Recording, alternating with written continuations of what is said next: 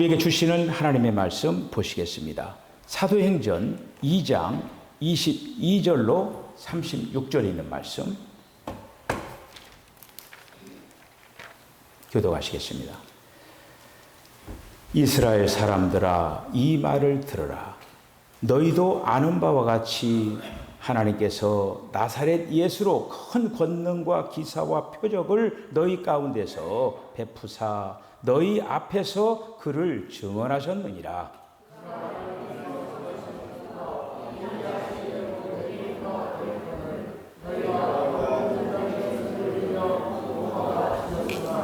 하나님께서 그를 사망의 고통에서 풀어 살리셨으니 이는 그가 사망에 매여 있을 수 없었음이라.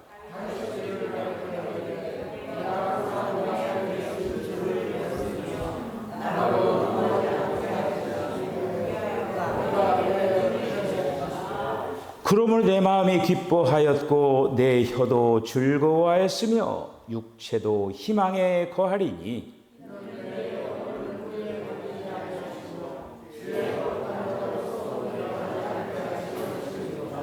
주께서 생명의 길을 내게 보이셨으니 주 앞에서 내게 기쁨이 충만하게 하시리로다 하였으므로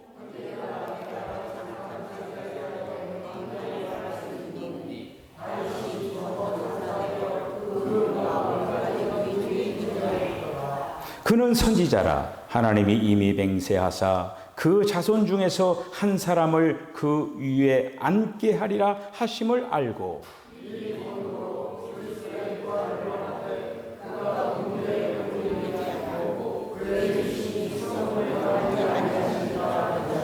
이 예수를 하나님이 살리신지라. 우리가 다 이 일의 증인이로다.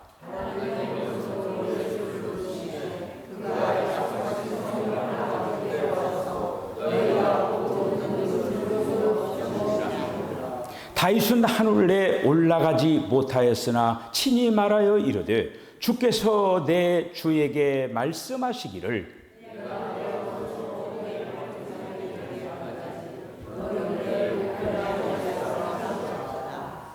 그런즉 이스라엘 온 집은 확실히 알지니 너희가 십자가에 못 박은 이 예수를 하나님이 주와 그리스도가 되게 하셨느니라 하니라. 아멘.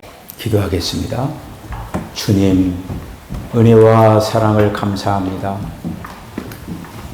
우리 사랑하는 석전교회 성도들의 가정이 하나님만 섬기면서 하나님 앞에 영광 돌리는 복된 가정들이 되어지기를 원합니다. 하나님께서 약속하신 천대에 이르는 아름다운 복을 받아 누릴 수 있도록 각 가정들마다 아름다운 신앙의 유산이 잘 이어질 수 있도록 하나님 도와주시기를 원합니다. 오늘도 저희들의 마음의 문을 활짝 열고 주님의 말씀을 기대합니다. 주님 말씀하여 주셔서 오늘도 주님의 그 귀한 말씀들이 저희들에게 생명이 되게 하시고 귀한 영의 양식이 되게 하여 주시옵소서. 예수님의 이름으로 기도하옵나이다. 아멘. 할렐루야. 예수님께서 이 땅에 오신 목적이 무엇입니까? 갑자기 질문해서 이 땅에 오신 목적이 무엇이에요? 그렇죠, 맞죠? 인류를 구원하기 위해서. 진짜 목적이 있어요. 구원해서 무엇 하려고? 이 땅에 주님이 교회를 세우기 위하여서 오셨습니다. 할렐루야! 네, 이거예요. 우리가 다만 주에서 구원하신다라고 하는 그 부분은 알고 있는데 예수님이 오신 진짜 목적은 우리를 교회되게 하는 것입니다. 아멘. 그래서 우리가 이런 어떤 분명한 목적을 가지고 신앙생활을 해야만 합니다. 예수님이 이 땅에 오셔서 삼층천 보좌를 떠나서 이 땅으로 오셔가지고 예수님이 그 모든 과정을 거치셔가지고 예수님이 인생도 살아내시고 죽으시고 부활하시고 승천하셔서 우리에게 이제 성령으로 오시잖아요. 그 성령으로 오시는데 그 성령으로 오신 목적이 바로 사도행전 2장 우리들이 지금까지 보아왔던 1절로 13절에 있는 말씀. 사도행전 2장의 성령 강림 사건은 바로 이 땅에 교회를 세우는 거예요. 할렐루야. 교회가 시작된 거예요. 사도행전은 바로 성령이 임하여서 이 땅에 교회가 시작된 것을 얘기해 주고 있는 거예요. 교회가 번성해 가는 것을 보여주고 있다고 하는 것이죠. 여러분, 예수님의 관심이 여러분의 관심이 되시길 바랍니다. 그럼 예수님이 관심 하시는 바를 알아야 되겠죠? 예수님의 목적이 여러분들의 목적이 되시기를 바랍니다. 그 목적을 알아야 되겠죠? 초대교회 사도들의 관심이 여러분들의 관심이 되시기를 바랍니다. 그럼 사도들의 관심을 알아야 되겠죠? 사도들의 목적이 여러분들의 목적이 되시기를 바랍니다. 제가 분명히 얘기한 예수님의 관심, 예수님의 목적, 이건 굉장히 중요한 것들이죠. 이것들을 분명히 바로 알고 저와 여러분들이 아름다운 신앙의 경주를 잘 감당하는 우리 사랑 석천교회 온 성도들이 되어지시기를 바랍니다. 우리가 지난 시간에 이어서 오늘은 이제 사도행전에서 지난 시간에 우리가 베드로가 오순절 성령 체험을 하고 나서 입이 열린 거예요. 그렇게 해서 이제 베드로가 설교를 시작을 했잖아요. 설교를 시작했는데 그 설교가 네 부분으로 되어 있어요. 네 단락으로 되어 있어요. 그 설교가 우리가 이제 14절로부터 41절까지 설교가 그렇게 첫 번째 설교가 진행이 되는 거예요. 근데 우리가 이제 지난 시간에는 바로 이제 그 요엘 선지의 그 예언, 요엘 선지의 이 땅의 성령 강림 사건을 얘기를 했는데 베드로가 그것을 가져다가 얘기를 하는 거예요. 그러면서 이 땅에서 성령의 능력의 그 경륜의 영이 충만해져서 바로 이제 교회가 확대가 되는데 방법이 뭐라고 했습니까? 주의 이름을 부르는 거예요. 그래서 지난주 메시지의 핵심은 어떻게 성령 충만함을 받을 수가 있느냐? 성령 충만은 가득 찬 거라고 했어요. 그 가득 찼는데 거기다가 한 방울만 딱 더하는 순간에 넘쳐버리는 거예요, 이제. 넘치는 그 순간을 충일이라고 했죠. 근데 매 순간순간마다 우리가 이 땅에서 넘쳐야 공급을 할 것 아닙니까? 그 삶을 살기 위해서는 우리가 주의 이름을 불러야 된다. 우리가 지난 시간에 그 메시지를 이제 말씀을 생각을 했습니다. 베드로의 첫 번째 메시지, 첫 번째 단락이 바로 그거고, 이제 두 번째 단락, 사람이신 그 예수님의 역사, 죽음, 부활, 승천, 이것이 바로 오늘 우리들이 볼 그런 어떤 두 번째 이제 단락입니다. 세 번째는 성령에 감동된 사람들에 대한 가르침과 권면, 이것이 37절로 41절, 그리고 42절로 47절이 교회 생활의 시작. 이렇게 우리가 이제 베드로의 메시지를 계속적으로 이제 보려고 합니다. 오늘 이제 그 두 번째 단락인데 우리가 어떻게 보면은 그 두 번째 단락 다 이미 여러분들의 머릿속에 다 있는 것들이에요. 다시 반복하는 그런 어떤 메시지를 하면서 새김질을 하는 그런 시간들 되어주시기를 바랍니다. 22절을 이제 보면은, 거기에 보면은 그 베드로가 이렇게 얘기를 합니다.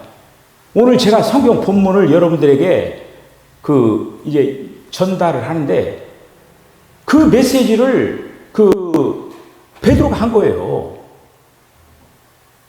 미국에 제가 이제 평창에서 목회를 하다가 그때 고등학생이었어요. 근데 그 고등학생이 이제 그 미국에 가서 지금 이제 이민 생활을 하고 있는데 남자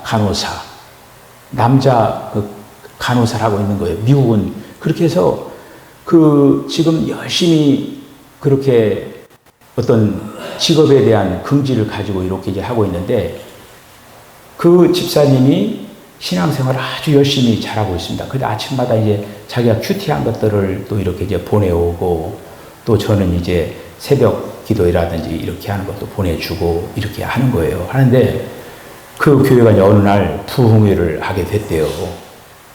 그런데 그 동탄에 있는 그 하근수 목사인가? 그 동탄에 있는 그 무슨 그 목사님이 와서 예, 부흥회를 했대요. 부흥했는데 그냥 처음부터 끝까지 성경 말씀 한 구절 딱 읽어놓고 그냥 교회 부흥했던 얘기, 무슨 얘기, 예와 그런 얘기만 실컷 하더라고 하는 거예요. 근데 그 교회는 말씀에 입각해서 하는 그런 어떤 교회고 그 집사도 말씀을 굉장히 사모하는 그 집사님이었습니다. 그런데 그 부흥회를 통해서 굉장히 감리교 목사를 실망했다라고 하면서 감리교 목사를 도매금으로 넘기려고 하더라고요. 야, 목사마다 달러. 그러면서 제가 이제 얘기를 그랬는데 우리가 하나님의 말씀을 오늘 베드로가 설교를 어떻게 하는가 한번 보셔요. 다른 어떤 뭐가 있는가 그대로 주님에 대한 그것들을 다 나열시킵니다. 그렇게 하면서 그때 성도들이 베드로의 그 설교에 은혜를 받고 성령 충만 받아가지고 나가서 증인들이 되어진 것을 볼 수가 있는 것이죠. 저와 여러분들이 하나님의 말씀을 사모하시길 바랍니다. 그런데 하나님의 말씀을 우리들이 이제 받을 때 어떤 사람이 은혜 받느냐면요. 하나님의 말씀이 있는 사람이 은혜를 받아요. 하나님의 말씀을 전혀 모르는 사람은 무슨 얘기인가 하고 은혜가 안 돼요. 우리가 먼저 하나님의 말씀을 알기 위해서 마음과 정성을 다해야 된다고 하는 거예요. 오늘 20절에 있는 말씀을 보면 이스라엘 사람들아 이 말을 들으라. 너희 자신들도 아는 바와 같이 하나님께서 나사렛 예수로 큰 권능과 기사들과 표적들과 그 가운데 베푸사 너희 앞에서 한 사람을 드러내 보이셨느니라. 이렇게 22절 그렇게 말씀을 하고 있습니다. 사도행전 누가가 쓴 거라고 했죠. 그러니까 누가복음도 마찬가지로 누가가 쓴 거예요. 그러니까 누가복음은 예수님이 어떻게 이 땅 위에 그 태어나셔가지고 또 이 땅 위에 그 모든 이 땅에서 되어진 모든 일들을 아주 정확하게 자세하게 기록을 해놓습니다. 한 사람의 이 얘기를 쓰는 거예요. 계속 다른 사람 얘기하는 한 사람에 대한 자세한 얘기를 씁니다. 사도행전도 마찬가지예요. 지금 사도행전에서 이 누가가 첫 번 베드로의 입술을 통해서 누구 얘기를 하냐면 그 한 사람 얘기를 하는 거예요. 그 한 사람이 인생 살아낸 거 그리고 죽으시고 부활하시고 승천하신 그 이야기를 오늘 본문 그러니까 베드로의 설교의 두 번째 단락에서 지금 언급을 하고 있는 거예요. 그래서 우리가 이제 마태, 마가, 누가, 요한복음 얘기했지만은 기록한 사람은 다 다르다 한다 할지라도 한 사람을 각기 다른 모습으로 표현한 거예요. 한 사람의 그 인격. 제가 조금 전에 예수님의 관심이 나의 관심이 되고 예수님의 목적이 나의 목적이 되고 그렇게 얘기했죠. 여러분 무엇보다도 예수님의 인격을 닮아가시기를 바랍니다. 요즘 오늘날 시대에 지금 문제가 여러 다양한 그 문제가 있는데 그 중에 저는 가장 큰 문제를 무엇으로 보고 있냐면은 성품의 문제라고 봐요. 사람들의 성품. 우리가 이제 예수를 믿으면서도 성품이 좋은 사람이 예수를 잘 증거할 수가 있겠습니까? 성품이 아주 사납고 괴팍하고 그냥 그런 어떤 신술 맞은 사람이 예수님을 잘 증거할 수 있겠습니까? 성품이 좋은, 예수님의 성품을 닮은, 온유하고 겸손하고, 성령의 9가지 열매가 있죠. 사랑과 화평과 오래 참음과 자비와 양선과 충성과 온유와 절제. 그러한 어떤 성품이 잘 구비된 사람이 예수를 말할 때 예수가 증거가 되는 거예요. 근데 막 평상시에 사납고 말도 막 폭력적으로 얘기하고 또 이렇게 이런 어떤 사람이 예수 얘기하면은 뭐야, 저 사람 예수 믿는 사람이야. 예수를 증거하는 게 그 옆 사람은 깜짝 놀라게 하는 거예요. 야, 저 사람 예수 믿었어. 사복음서에 놀라운 한 인격을 소개하고 있습니다. 그 인격을 우리들이 계속적으로 예수님이 우리 안에 계시잖아요. 그것들이 표현이 되는 거예요. 그렇게 해야만이 간증이 될 수가 있다고 하는 것이죠. 예수님은 이런 어떤 온전함을 위하여서 사복음서에서 보면 그가 시험을 받으시고 그리고 또 여러 가지로 또 그 과정을 통과하시고 입증되어 가지고 많은 사람들에게 선한 영향력을 끼치는 그러한 분이 되었죠. 자, 그런데 예수님이 이제 이 땅에서 그 인생도 이렇게 잘 살아내시지만은 예수님이 이제 23절에 있는 말씀 보면은 23절에 거기에 하나님의 정하신 뜻과 그리고 또 미리 정하신 뜻과 미리 아심에 따라서 예수님이 죽으셨다라고 하는 거 얘기를 나오는 거예요. 거기 이제 23절을 보면은 이 사람이 하나님의 정하신 뜻과 미리 아심에 따라 넘어진 바 되고 너희 무법한 자들의 손을 빌어 십자가에 못 박아 죽었으나 예수님이 여러분 우리가 죄를 지었기 때문에 우리를 위하여서 구원하기 위해서 예수님이 십자가에 죽으셨다. 그렇게 알고 계시죠?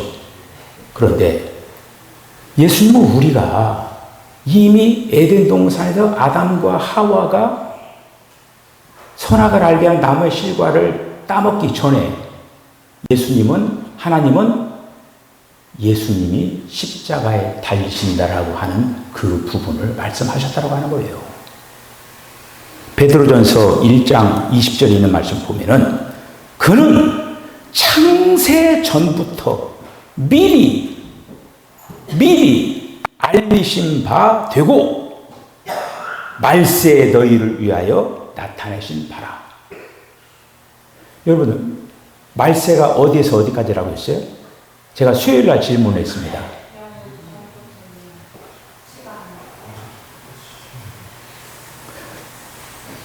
예수님이 오셔서부터 첫 번 오셨을 때 말세예요. 그래가지고 다시 오실 때까지를 말세라고 얘기합니다. 그래서 이제 이 말세, 예수님이 오셔서 인생으로 오셔서 그 모든 과정들을 3년 반 공생애를 보이시고 그리고 오늘 여기 23절에 있는 말씀대로 하나님의 뜻과 미리 정하심이 뭐냐? 예수님이 십자가에 죽는 거예요. 예수님이 십자가에 죽는 것은 우리가 범죄 그게 아니라 애초부터 하나님이 예수님 오신 목적은 뭐냐? 죽으러 온 거예요. 죽어가지고 우리를 구원을 해가지고 우리를 교회되게 하는 거예요. 그 일을 미리 정해놓고 그렇게 결정된 사항이 계획적으로 척척척 진행이 된 거예요. 계획된 사실이에요. 그래서 거기 가룟 유다도 있고 대제사장, 그 다음에 성전의 관원들, 장로들, 그리고 또 유대인 공회, 빌라도, 헤롯, 로마 군병들, 이런 사람들을 통해서 예수가 죽었다. 그 사람들 통해서 죽었지만은 이미 예수님이 이 땅에 오실 때 이미 예수님은 죽게 돼 있어요. 계획이 돼 있다라고 하는 거예요. 계획이 되어 있는 그 길을 예수님은 내 뜻대로 없이고 아버지의 뜻대로 그 길을 간 거예요. 할렐루야. 이렇게 간 거예요. 그래서 여러분 그 예수님이 죽으실 때 어떻게 죽어야 돼요? 예수님이 죽으실 때 어떻게 죽어야만이 됩니까? 십자가에 죽어야 되는 거예요. 그렇죠. 그런데 유대인의 그 법 속에서 사람을 어떻게 죽입니까? 돌로 쳐 죽이죠. 그러면은 유대 법원을 죽일 수가 없잖아요. 예수를 죽여도 십자가에 죽여야 되는데, 그 당시 얼마 전에 로마에도 사람들 죽이는데 십자가에 달아 죽이는 법이 없었어요. 그런데 예수님이 죽기 전에 얼마 전에 십자가형이 생긴 거예요. 극악부도한 그런 자들을 십자가에 달아 죽이기 시작한 거지. 얼마 안 된 상태에서 로마, 한마디로 그 법에 의하여서 예수님이 십자가형을 당하시고 죽으신 거예요. 자, 이렇게 우리 예수님이 그 하나님의 계획 속에서 이미 구약에 예수님이 십자가에 죽는다고 했으니까 십자가에 죽어야 되는 거 아니에요. 그게 유대인 법으로는 안 되는 거예요. 그런데 이제 로마 법에 의하여서 예수님이 그렇게 이제 죽으시는 것이죠. 자, 그런데 오늘 이제 24절부터 32절에 부활을 길게 얘기해 놨어요.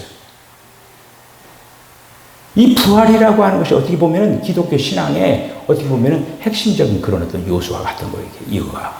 그래 어떻게 보면은 그 우리가 이제 교회에서 절기는 그 절기들 있잖아요. 예수님 탄생하신 성탄절을 지키고 그 다음에 예수님 부활하신 날을 또 기념하고 지금 성령이 오신 오늘 이제 성령 강림절이거든요.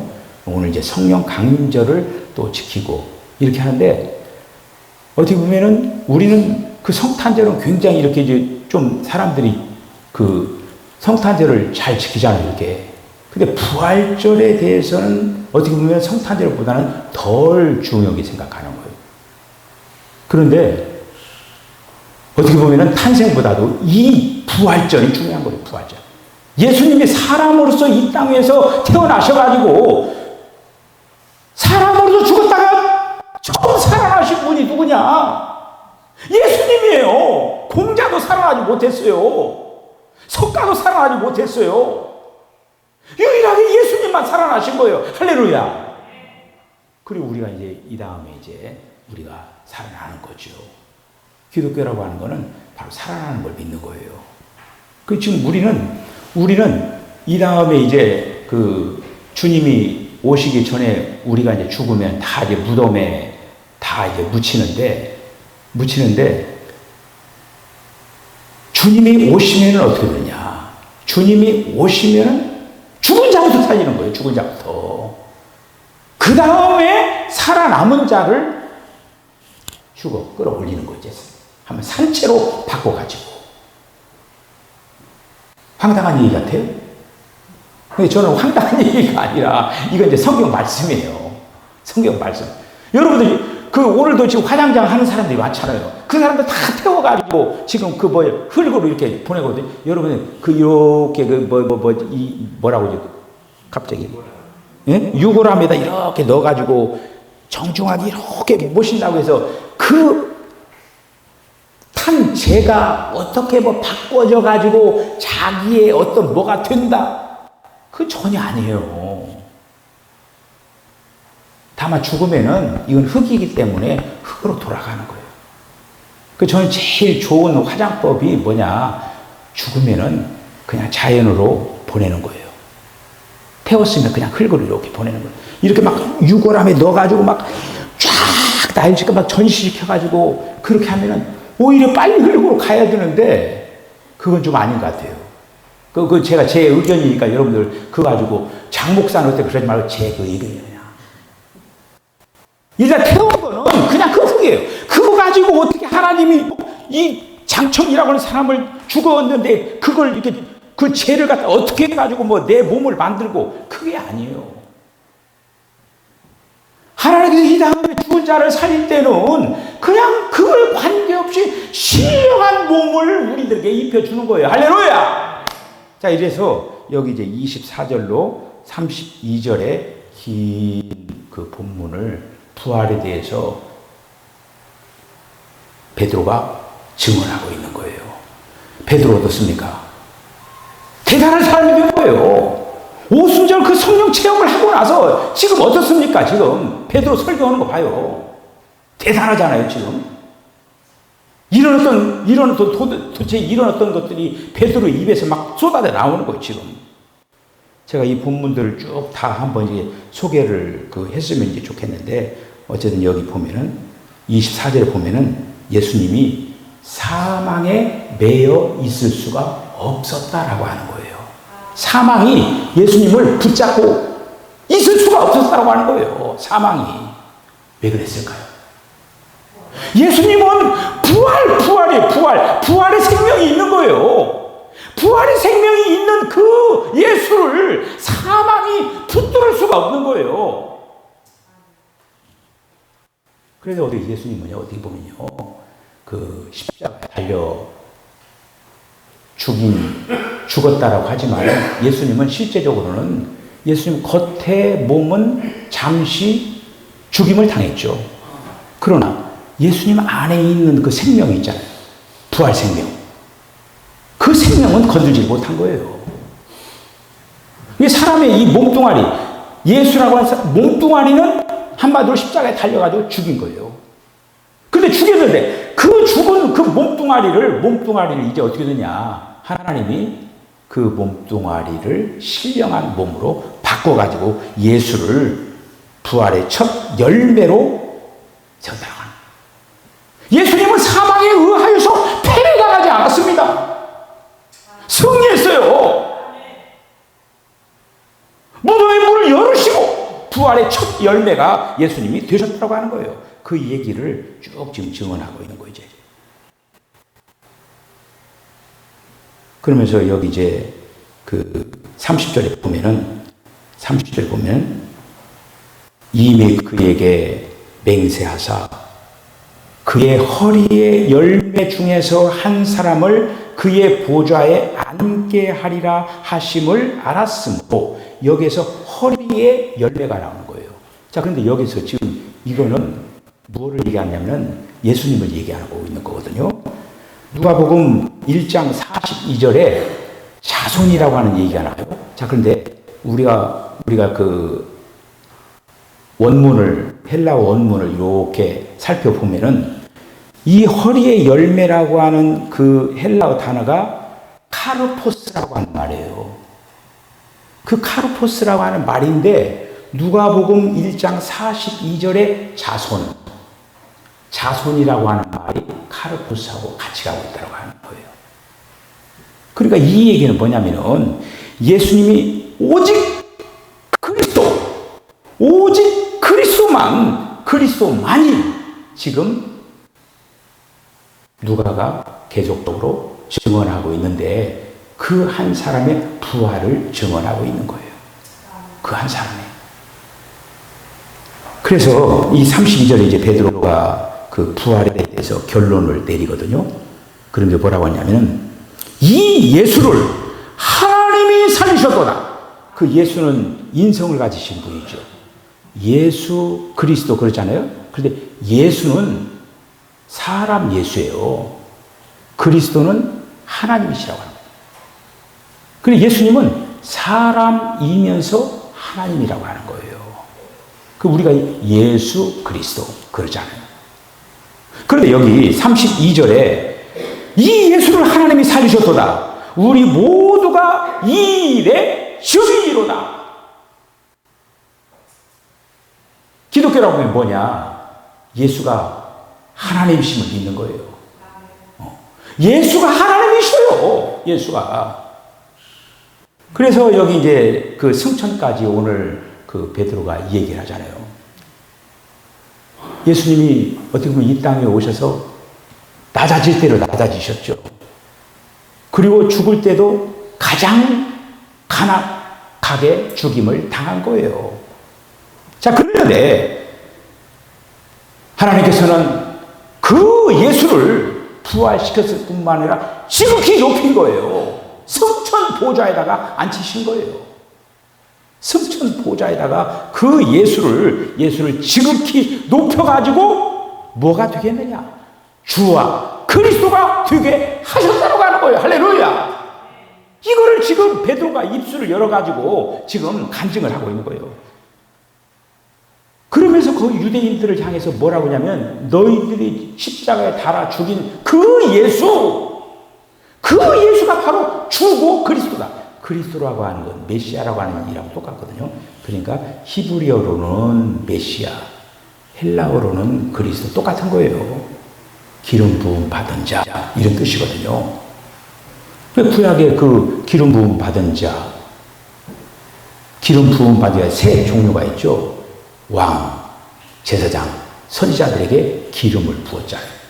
그 세 가지를 예수님이 다 가지고 계시는 거예요. 예수님은 왕이시고, 예수님은 선지자이시고, 예수님은 제사장입니다. 그 세 가지 기능을 저와 여러분에게 준 거예요. 우리들도 마찬가지로 그 세 가지 기능을 가지고 있는 거예요. 자, 그렇게 하여서 지금 예수를 승천 보좌에다가 주님이 높이셨습니다. 자, 오늘 이제 이 베드로가 이러한 예수님의 이 땅에 사람으로 오셔가지고 죽으시고 부활하시고 승천하셔서 지금 성령으로 우리에게 오셨다. 그 성령이 너희들이 방금 전에 마가의 타락에서 받았던 그분이 바로 이런 어떤 과정을 거치셔서 오셨다라고 하는 것을 막 간증을 하고 있는 거예요. 여러분, 예수님과 긴밀한 관계를 가지시길 바랍니다. 바라기는 예수님의 영향을 받으시길 바랍니다. 교회 다니면서 우리가 예수님으로부터 영향을 받지 않는다라고 하는 것은, 이거는 목석 같은 사람이나 영향을 받지 않는 것이지, 사람이라고 하면은 영향을 받아야 마땅한 거 아닙니까? 그렇게 해서 우리가 예수님의 영향을 자꾸 받아요. 오늘도 예수님이 이제 인생을 살아내시고 죽으시고 부활하시고 승천하신 그분이 우리에게 이제 성령으로 오셨는데, 그 예수님 여러분 사랑하고 싶지 않습니까? 우리를 위하여서 정말 그 삼층천 보좌로부터 이러한 긴 그 역사를 통해서 우리에게 생명 주시기 위하여서 오셨는데, 예수님이 이 땅에서 만약에 이런 어떤 그 사역을 하지 않았다 그러면 우리는 그냥 어떻게 돼요? 아무것도 아니에요. 그냥 말 그대로 끝나는 거예요. 아무쪼록 베드로가 지금 입술을 열어서 이렇게 증거하고 간증한 것처럼 저와 여러분의 마음속에 성령이 넘쳐가지고 이 진리를, 이 복음을 알지 못하는 그런 자들에게 여러분들 입술도 열려가지고 이런 복음을 증거하는 우리 사랑 성도들 다 되어주시기를 주님을 간절히 축복합니다. 기도하겠습니다. 주님, 은혜와 사랑을 감사합니다. 오늘 이제 베드로가 오순절 마가의 타락에서 성령 받고 이제는 거침없이 주님을 증거하고 주님을 간증하는, 그렇게 해서 많은 사람들이 하나님께로 돌아오게 하는 통로의 역할을 감당하는 모습을 봅니다. 오 주여, 오늘도 우리들에게 성령님 오셨사오니 우리들도 성령 충만하여서 주님의 거룩한 간증의 입술들이 되게 하시기를 원합니다. 특별히 우리 사랑속전교회가 111 이제 운동에 다 동참하여서 나로 인하여서 또 이제 주님께로 향하는 자들을 꼭 아버지 하나님이여 한 사람을 이제 하나님께로 인도하는 그런 아름다운 역사가 우리들을 통해서 일어나게 하여 주시옵소서. 예수님의 거룩하신 이름으로 기도하옵나이다. 아멘. 지금은 우리 주님 예수 그리스도의 거룩하신 은혜와 하나님 아버지의 극진하신 사랑과 성령의 감동 감화 교통하심이 성령이 우리에게 임하셨사오니 베드로와 같이 입술이 열려서 주님을 간증하는 그런 아름다운 사역을 동참케 하여 주시옵소서. 이 사역에 동참하기로 결단하는 우리 사랑하는 성도들의 심령과 가정과 기업과 저들의 삶 가운데 지금부터 영원까지 함께 하시기를 간절히 축원하옵나이다. 아멘.